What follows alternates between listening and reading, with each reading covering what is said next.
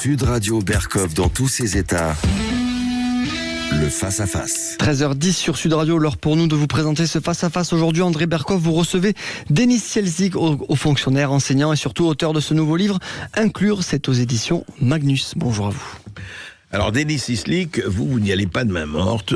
D'ailleurs, je vais vous dire un peu la critique que je ferai à votre livre, que j'ai bien aimé par ailleurs, à votre roman, c'est que vous datez ça, enfin, le principal déroulé, il y a d'abord 2042, où Rokhaya Diallo est élu président de la République aux applaudissements d'une foule en délire, et puis c'est 2060 et les tribulations du docteur Théophile Liviu, on va en parler. Vous croyez que ça va être aussi tard que ça ?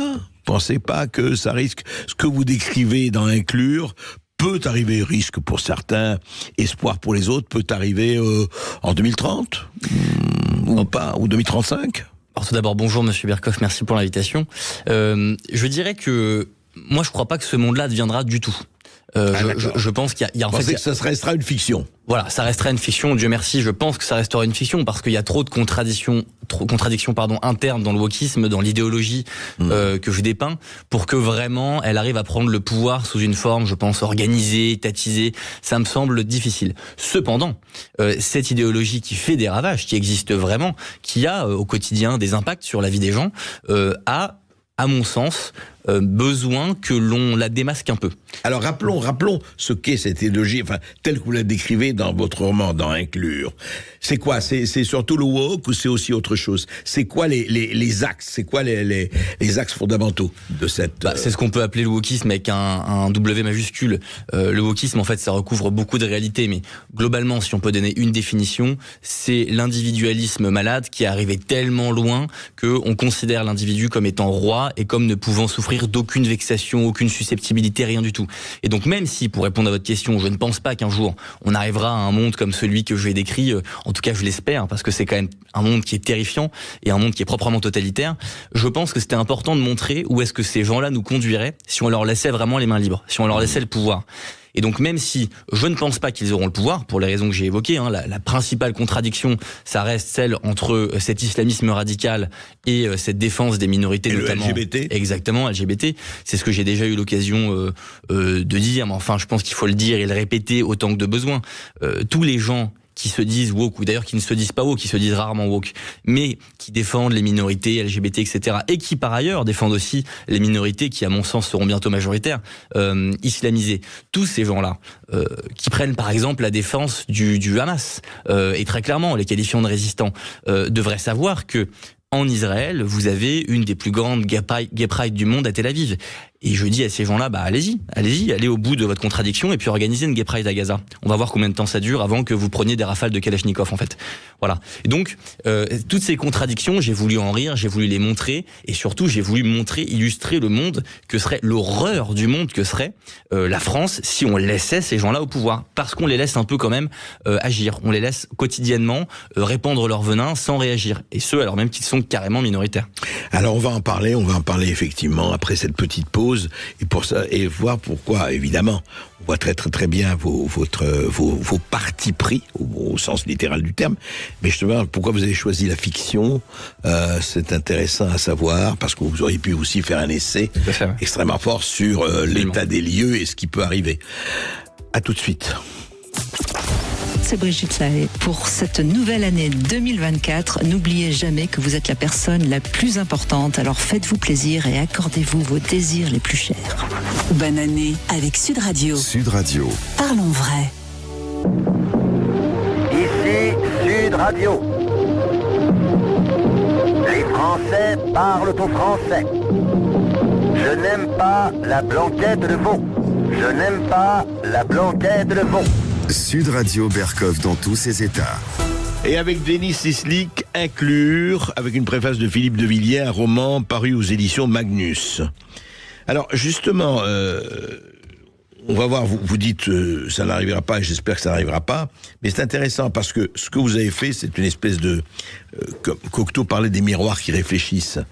Et là, quelque part, vous nous racontez, donc en 2042, La présidente Rokhaya Diallo est élue, bien élue, avec tout ce qui se passe, etc.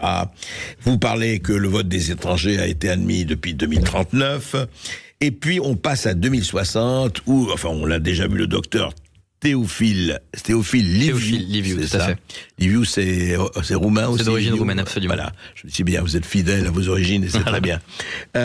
Donc, c'est très intéressant parce que vous parlez de l'inclusion. Vous savez, on est écriture inclusive, idéologie inclusive, tout va bien, tout est ensemble, et on est, alors voilà, on est démocratie antiraciste, et tout le monde est heureux, tout le monde est bien, tout le monde est individu, et puis vous parlez d'une fiction politique, enfin, que vous déroulez entre le parti de la réaction qui s'oppose effectivement au parti inclusif. Vous parlez du califat. Comme s'il était déjà là. Je rappelle, le califat, c'est donc les territoires dits musulmans, dits islamiques, dits islamistes. C'est ça. Et pour vous, en fait, vous êtes parti, vous extrapolez, je dirais, vous avez mis en abîme fictionnel un peu les territoires perdus de la République, un peu Soumission de Houellebecq, un peu Oberton, un peu tout ça. C'est ça. En réalité, j'ai rien inventé. Moi, j'ai fait que tirer sur le fil de l'existant et je l'ai poussé à son paroxysme pour voir ce que ça donnerait. Et vous parlez par exemple du califat, c'est la manière, si vous voulez, que j'ai trouvé de réussir à résoudre cette incompatibilité naturelle qu'il y a entre la défense des minorités LGBT et la défense des minorités islamiques, de la part des woke précisément, parce que ça ne pourra pas tenir. Et donc dans mon roman, j'illustre que ça ne tient pas en faisant accorder par la présidente Rokhaya Diallo, donc qui dans mon roman et présidente, en faisant accorder aux musulmans un territoire qui en fait recouvre à peu près la Seine-Saint-Denis, dans lequel les musulmans puissent se réfugier pour vivre leur foi comme ils l'entendent, appliquer la charia, etc. Et naturellement, la cohabitation se passe mal entre la France et son nouvel État enclavé, le califat islamique, puisque les valeurs sont radicalement opposées. Donc sans trop en dire sur la fin, effectivement, ça se termine pas très bien. Oui, c'est ça, ça se termine effectivement mal, mais en revanche, on va pas dire la fin, mais la fin, le parti de la réaction triomphe. Hein. Et oui, c'est ça. Et oui. Et d'ailleurs, c'est amusant parce que le parti de la réaction, quand on le prend pour ce qu'il est dans le roman, il se laisse un peu, mais comme les partis aujourd'hui de droite, comme je trouve le RN, comme Reconquête, se laisse trop facilement taxer d'extrême droite. Il arrive trop souvent, ça m'est arrivé d'ailleurs à moi aussi, de laisser dire à des journalistes qui me présentaient ou de laisser dire dans des articles de journaux sans reprendre, sans demander de contre-communiquer que j'étais d'extrême droite. Mais au nom de quoi on devrait laisser les gens nous qualifier pour nous disqualifier? Et dans le roman, le parti de la réaction, d'ailleurs n'a pas vraiment choisi son nom, se laisse appeler parti de la réaction, ce qui n'est pas flatteur en tout cas pour lui dans le roman, et le candidat à la présidentielle qui s'appelle Pierre Ruinet se laisse appeler dans les diverses interviews, dans les divers débats, le candidat, donc évidemment je pousse un peu à la caricature, maintenant la parole est au candidat d'extrême ultra giga super droite, néo-nazi, néo-fasciste totalitaire, et lui il ne trouve rien à redire parce qu'il a tellement pris l'habitude. En fait il a pris le pli, et donc c'est aussi un appel aux gens de droite pour leur dire d'une part, ne laissez rien passer au wokisme, parce que ces petites victoires du quotidien, nos petits accommodements déraisonnables peuvent amener au pire, qui est décrit dans le bouquin. Et je dis d'autre part aux gens de droite, ne vous laissez pas qualifier comme étant d'extrême droite. Ne vous laissez pas qualifier comme étant des extrémistes. Dire qu'il y a trop d'impôts et trop d'immigration ne fait pas de vous des néo-nazis en puissance. Ça fait de vous des gens raisonnés et raisonnables. Et donc c'est une bataille culturelle qu'il faut mener et que j'espère le bouquin que j'ai écrit mène un peu aussi. Alors justement, Denis Cicely, pourquoi, à votre avis, et ce n'est pas nouveau ça, vous êtes une jeune génération, pourquoi effectivement les partis de droite, même avant, enfin bon, le Rassemblement National, le Front National, on sait c'était Jean-Marie Le Pen, ça focalisait pendant 40 ans, en tout cas toute une période, Reconquête, c'est beaucoup plus récent, mais même avant, la droite dite officielle était sidérée par la gauche. La gauche avait gagné la bataille culturelle et la droite répondait, alors de temps en temps on laissait un Raymond Aron un peu ringard mais intelligent, etc. Comment vous expliquez-vous cette allez, je vais employer ce mot justement parce que vous en parlez dans votre roman, mais ce masochisme sidéral ou sidéré d'une droite qui accepte de se laisser enfermer dans les catégories, dans les étiquettes, de se laisser assigner à résidence sans réagir. C'est très intéressant, parce que la raison pour laquelle le wokisme existe, et même parfois triomphe, alors même, je le rappelle, qu'il est quantitativement très minoritaire, c'était Noël il y a pas longtemps, je pense que dans les familles des gens qui nous écoutent, très peu de gens ont dit « moi je suis woke », ça n'existe pas, c'est très rare. C'est la même raison qui fait que ces gens-là existent sous cette forme-là, et qui a fait que par le passé, on a pu, et encore aujourd'hui, fasciser des gens qui n'avaient rien de fasciste évidemment, qui étaient tout simplement un peu plus conservateurs que la norme. Et encore que, je dis que la norme, sans doute à tort. La raison est que, à mon sens, nous avons, et quand je dis nous, c'est les gens qui sont les tenants de l'idéologie qui est la mienne, qui est la nôtre, on a laissé les points stratégiques à nos adversaires. Et alors même qu'on est majoritaire, je pense qu'en France, il y a bien 70% des gens qu'on pourrait qualifier de droite, et donc d'ultra giga super droite si on en croit beaucoup de médias. 70%, vous y allez un peu fort là, je crois. Mais enfin, en tout cas, dans les sondages, 70% des gens sont d'accord pour dire qu'il y a trop d'immigration, pour dire qu'on paye trop d'impôts. Donc, sur les constats principaux, sont d'accord avec nous. Et pourtant, sont encore considérés comme étant des fascistes en puissance, en tout cas dans leurs représentants. Pourquoi ? Parce que qui aujourd'hui a réussi à faire de son idéologie un triomphe ? Toutes les grandes écoles. Vous regardez les grandes écoles, vous regardez de manière générale les professeurs de l'éducation nationale. Alors, il y en a de moins en moins, ça change un peu, mais enfin tout de même. Vous regardez en gros les médias, à commencer par ceux du service public. Ce sont, si vous voulez, des points névralgiques qui sont les déterminants des leaders d'opinion. Donc à partir du moment où sur France 2, la bonne parole est prêchée, à partir du moment où dans les écoles de journalisme, on leur dit que leur rôle principal, c'est pas l'info, c'est de combattre l'extrême droite, et que tous ces gens-là ensuite se répandent dans les rédactions parisiennes, oui, vous avez tout ce qui tient une société et qui façonne une opinion qui, en réalité, a basculé du côté du wokisme, alors que le wokisme est ultra minoritaire. Je pense que c'est même pas 10% des gens. Vous en avez quelques-uns dans les universités, dans les grandes écoles, dans les écoles. Comme on entend, mais dans certaines mairies, on ne fête plus Noël, mais on fête, on fête. Et puis, ça a été. Mais l'infiltration, vous dites, c'est minoritaire. Oui et non, parce que c'est minoritaire en nombre. Mais quand on voit ce qui passe dans les universités, quand on voit ce qui se passe avec l'écriture inclusive, qui a presque force de loi, en tout cas force d'habitude, quand on voit cela, on se dit d'un côté effectivement je dirais le paravent médiatique est énorme. Mais est-ce que les gens sont dupes ou pas ? Ils le sont de moins en moins. Je pense qu'ils le sont de moins en moins. D'ailleurs, on voit au second tour, quand il y a Madame Le Pen face à Monsieur Macron, le front républicain, le simple fait qu'on ait laissé ce terme-là s'installer est quand même lunaire. Le front républicain, il est quand même de moins en moins puissant. Il marche de moins en moins. Mais enfin, ça fonctionne quand même. Parce que même s'il ne représente pas la France, François, qui vient d'une bonne famille du 16e arrondissement, qui porte un kéfier et qui est étudiant à Normal Sup, il aura des postes de pouvoir. Il sera professeur lui-même, ou il va avoir une grande carrière. Il va déterminer l'opinion. Et il va dire ce qu'il est convenable de penser et ce qui n'est pas convenable de penser.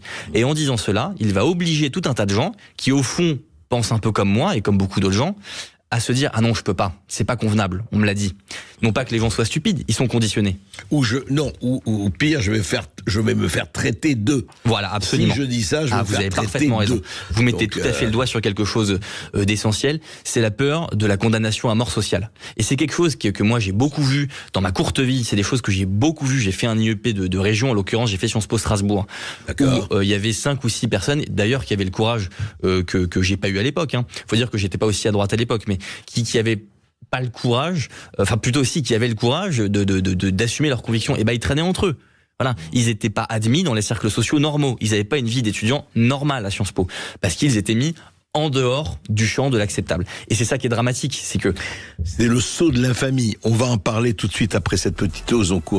On continuera et à parler de inclure effectivement cette espèce de fiction, de dystopie qu'a fait Denis Ciclik. Sud Radio Berkov dans tous ses états. Appelez maintenant pour réagir 0826 300 300. Ici Sud Radio. Les Français parlent au français. Les carottes sont cuites. Les carottes sont cuites. Sud Radio Berkov dans tous ses états.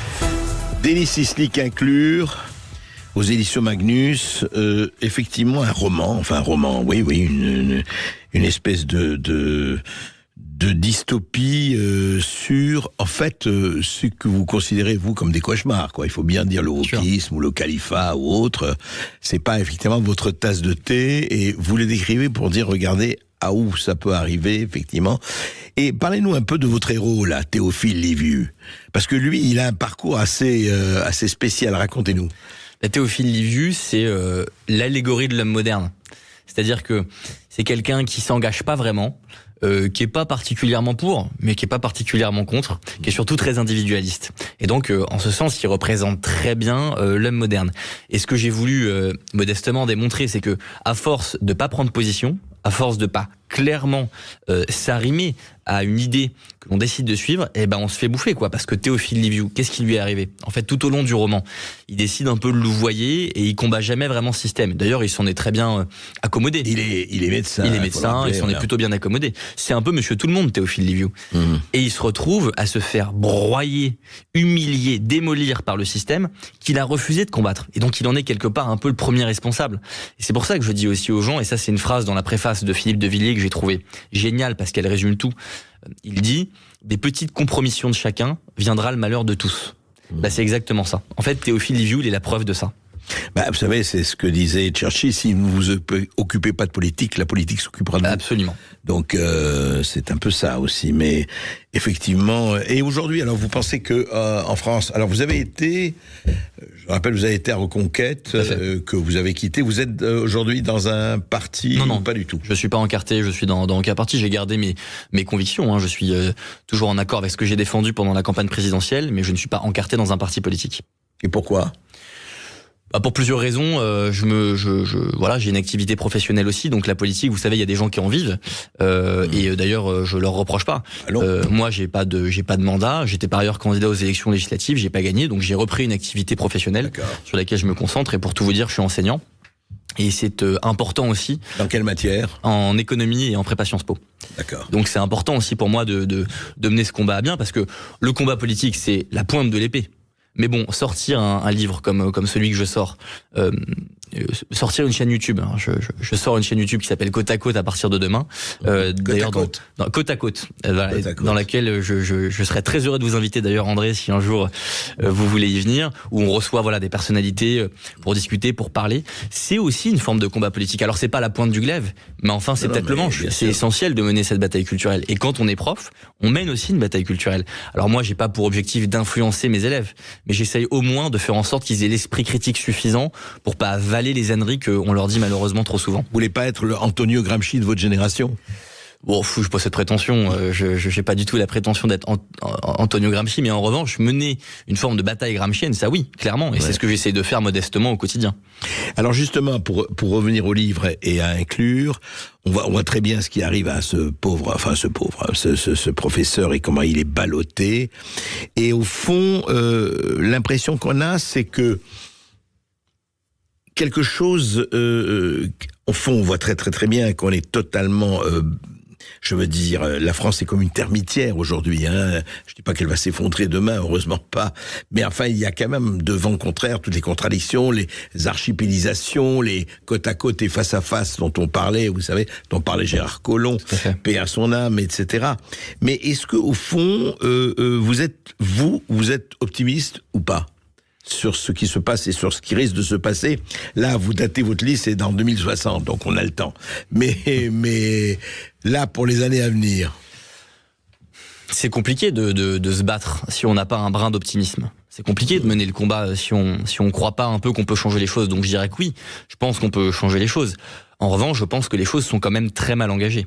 Et si je me bats aujourd'hui, c'est évidemment pas tout seul. Hein. En quoi elles sont mal engagées? Parce que vous avez aujourd'hui un sujet qui pour moi est majeur, qui est le sujet de l'immigration, où on voit que ça va être très difficile dans les années à venir d'éviter un affrontement, une forme de partition, en tout cas une séparation à tout le moins brutale. Vous avez, on voit que le pouvoir d'achat est une question très importante, un effondrement quand même, un effondrement du niveau de vie français. La France se tiers-mondie, c'est pas une légende de le dire. Je suis passé, vraiment par hasard, je suis passé il y a quelques jours avec mon épouse par la porte de la Chapelle. En voiture. Ouais. C'est invraisemblable de voir des scènes comme ça en France. Et je suis sûr que même dans le tiers-monde, on voit pas ça. Des gens qui sont au milieu de leurs propres excréments, des gens qui urinent à côté de poissons qui s'échangent contre des paires de baskets. Enfin, c'est impressionnant de voir ça dans Paris.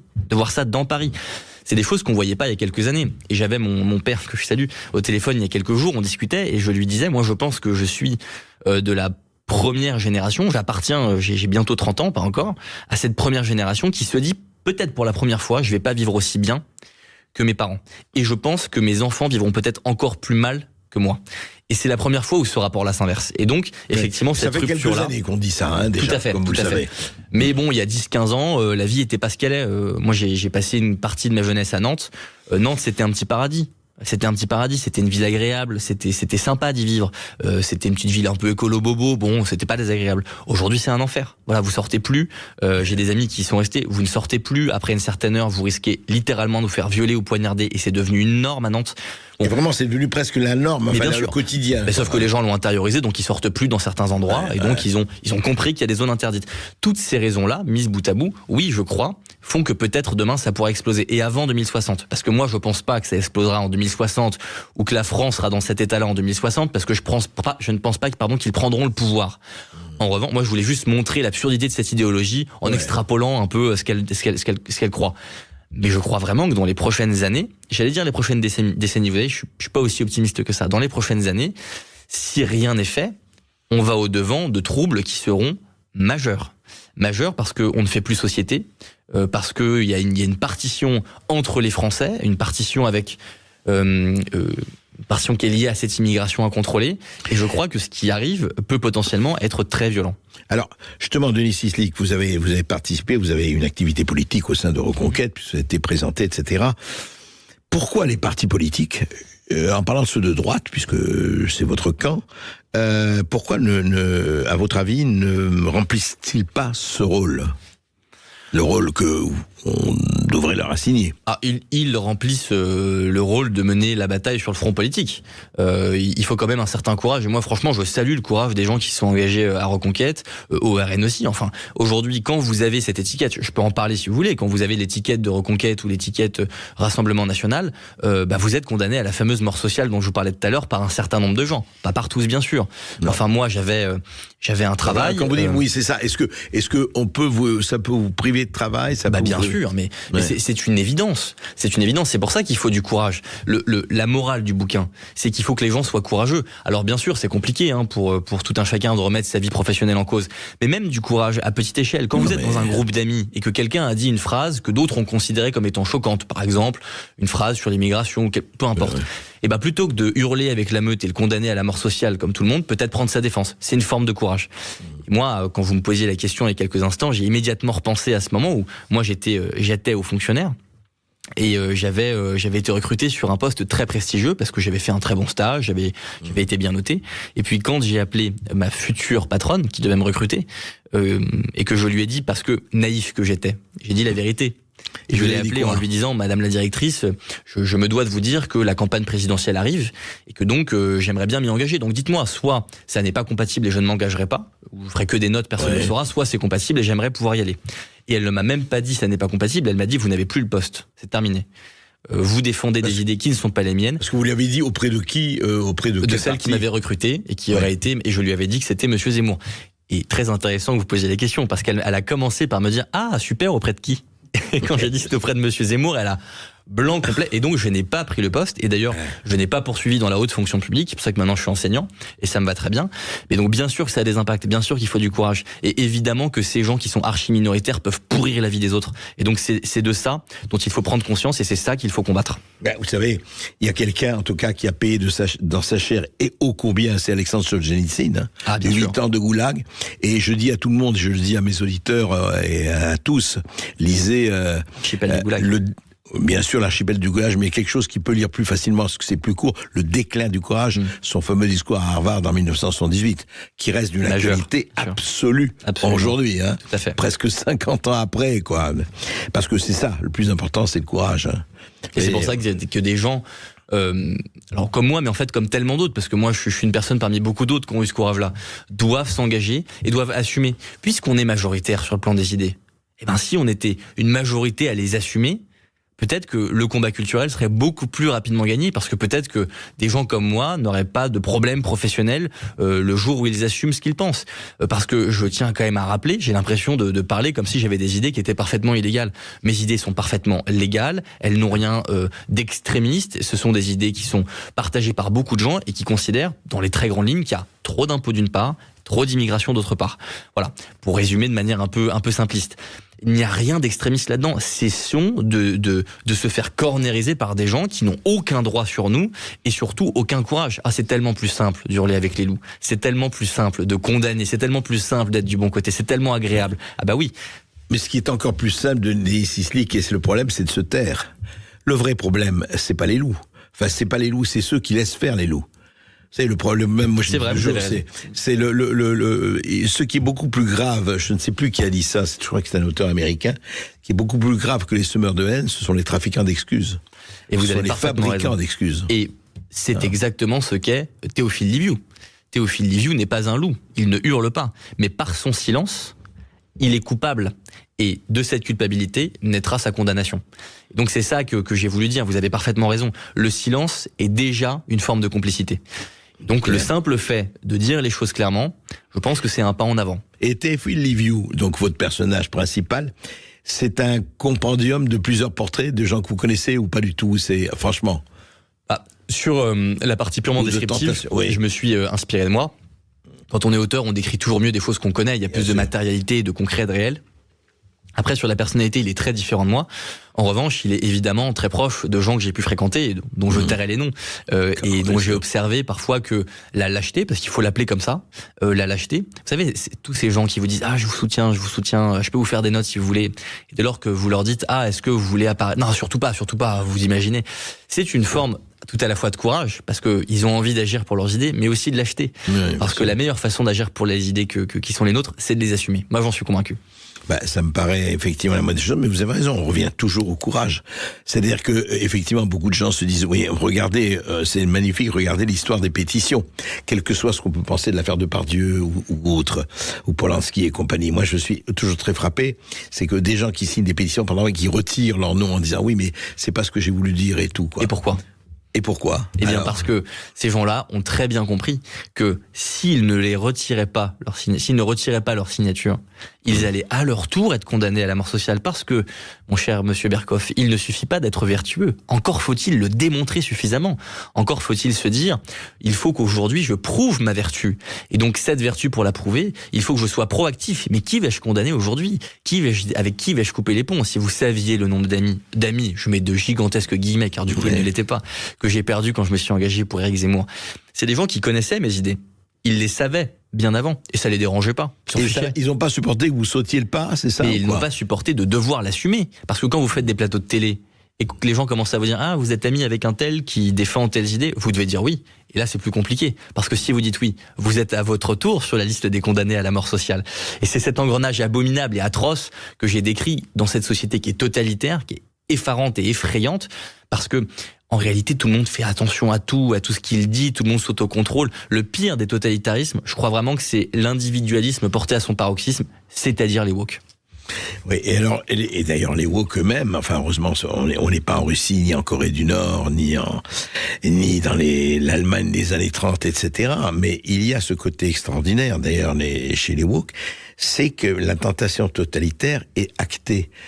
En fait, c'est quoi ? C'est que si vous ne pensez pas, c'est moi qui détiens la réalité. Voilà. C'est moi le camp du bien. Si vous ne pensez pas comme moi, c'est que vous êtes ou déformé et il faut que je vous rééduque. Donc voilà ce qu'avait dit rééduquer. Ou alors il faut que je vous combats. Absolument. Et d'ailleurs, quand vous regardez pendant les élections présidentielles, c'est un exemple intéressant qui me marque parce que je l'ai vécu de l'intérieur. Le combat des woke, c'était pas de dire il faut qu'on leur mette la pâtée dans les urnes, il faut que... Non. Quand on allait à un meeting, c'était soit de le perturber, soit de tout faire pour le faire interdire. Leur but, c'est pas la démocratie, c'est pas le combat d'idées. Leur but, c'est l'interdiction de tout ce qui est différent d'eux. Ça a un nom, ça s'appelle le fascisme. Le vrai. Parce que eux qui nous traitent de fachos à longueur de journée ont quand même des comportements fascisants, à tout le moins. Et donc c'est très intéressant parce que les ferments du totalitarisme, aujourd'hui, ont retrouvé, si vous voulez, des repreneurs à travers ces gens qui pourtant se disent de gauche. Et ça, c'est un truc qui m'épatera toujours. Vous savez, on peut pas aller loin, hein. Pol Pot, c'était de gauche. Vous avez raison. Staline, c'était quoi ? Vous savez, le problème, c'est pas l'étiquette. C'est que, au nom de l'étiquette, c'est-à-dire où je suis Hitler et je veux éliminer évidemment tous les juifs, où je suis Staline et je veux éliminer tous les koulaks, tous les classes russes. C'était ça, c'est la même chose. J'organise un génocide au nom du bien, quel que soit, ou un massacre au nom du bien. Mais la situation actuelle est presque plus pernicieuse. Parce que dans les totalitarismes du XXe siècle, qu'ils soient de gauche ou de droite d'ailleurs, c'était assumé. Personne ne pensait vraiment que c'était des démocraties, c'était assumé, c'était l'idéal d'un homme nouveau, c'était assumé, c'était un fascisme.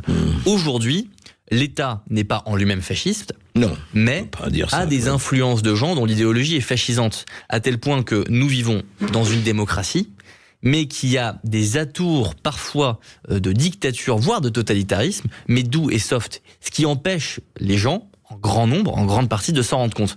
Tant et si bien que oui, quand vous êtes aujourd'hui de droite, c'est plus dur de louer une salle pour faire un meeting. Si je vais être extrêmement vulgaire et que les éditeurs m'en excusent, ce que vous voulez dire, Denis Cicely, c'est que la vaseline a remplacé le gravier.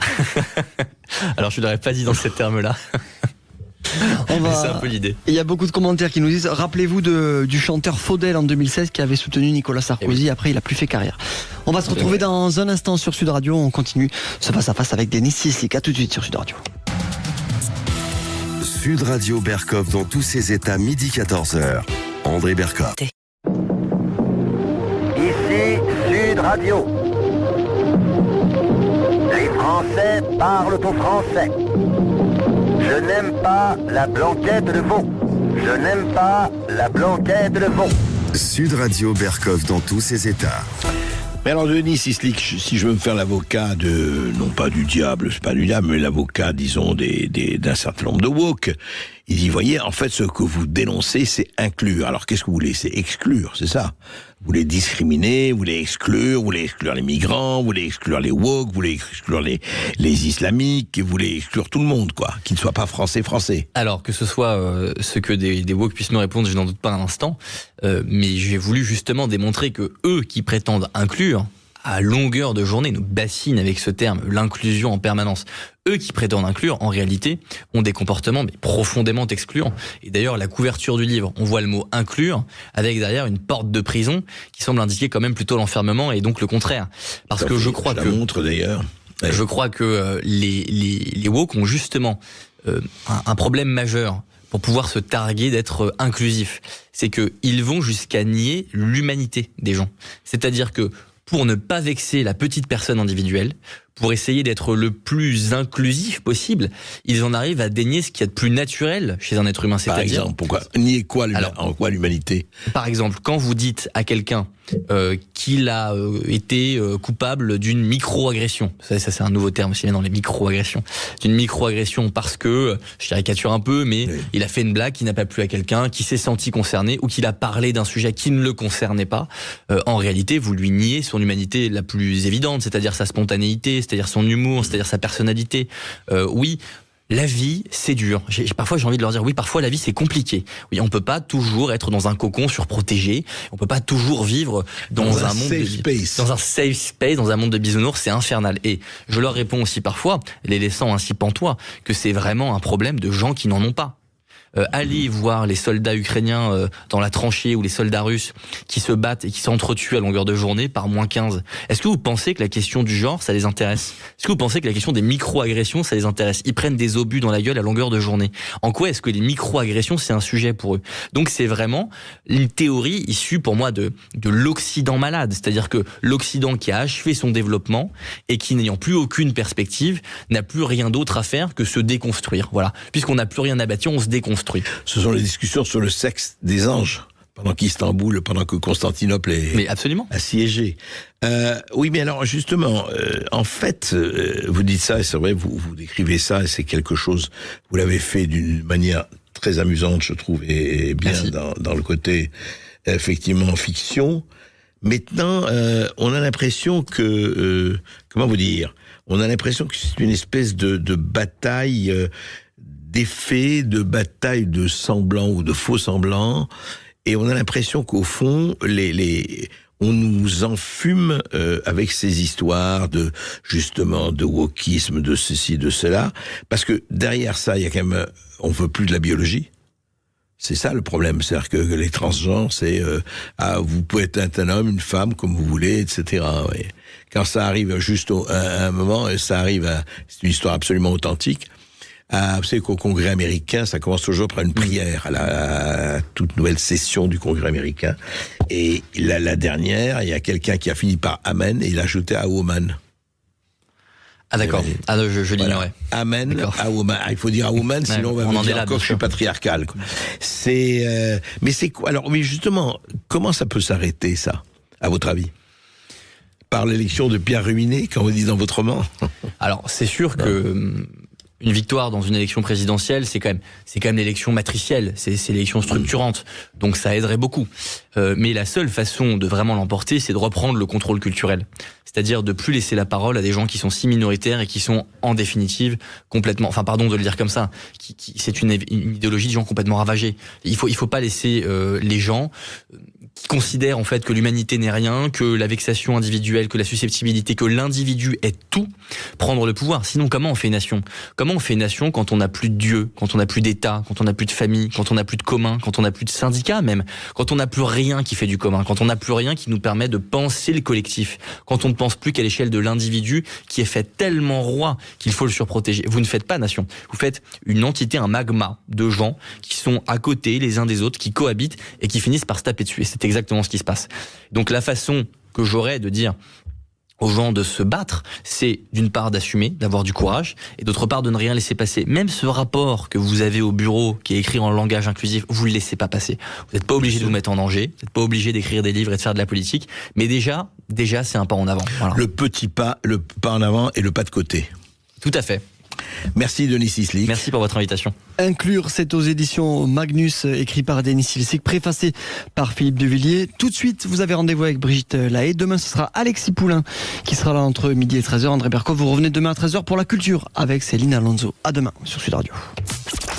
C'est Cécile de Menibus, je vous souhaite une bonne année 2024 avec Sud Radio. Bonne année avec Sud Radio. Sud Radio. Parlons vrai.